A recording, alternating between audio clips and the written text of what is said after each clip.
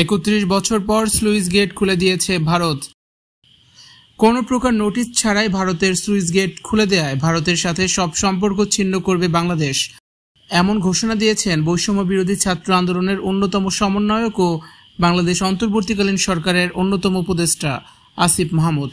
বাংলাদেশকে ডুবিয়ে দেয় ভারতের সাথে সম্পর্কের অবনতি ঘটবে। শেখ হাসিনাকে আশ্রয় দিয়ে তার মদতেই এমন পরিকল্পনা করেছে ভারত। বাংলাদেশের জনগণের কাছে বিনা নোটিশে স্লুইস গেট খুলে দেওয়ার স্পষ্ট জবাব দিতে হবে ভারতের। এবার ভারতকে কড়া হুঁশিয়ারি দিয়েছেন উপদেষ্টা আসিফ মাহমুদ।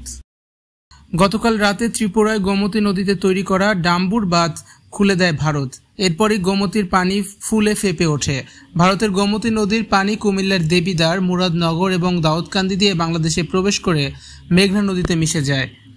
সামাজিক যোগাযোগ মাধ্যমে ছড়িয়ে পড়া একটি ভিডিওতে দেখা গেছে ডম্বুর বাঁধের স্লুইস গেট খোলার পর সেগুলো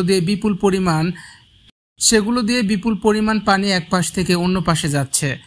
1993 সালের পর এবারই প্রথমবারের মতো খুলে দেওয়া হয়েছে ত্রিপুরার ডিম্বুর জলাধারের বাঁধটি। গত কয়েকদিন ধরে ত্রিপুরায় ব্যাপক বৃষ্টিপাতে জলাধারের পানি বৃদ্ধি পায়।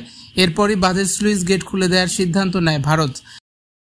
কোনো প্রকার নোটিশ ছাড়াই স্লুইস গেটটি খুলে দিয়েছে ভারত। এতে করে বিপদের মুখে পড়েছে বাংলাদেশের জনগণ।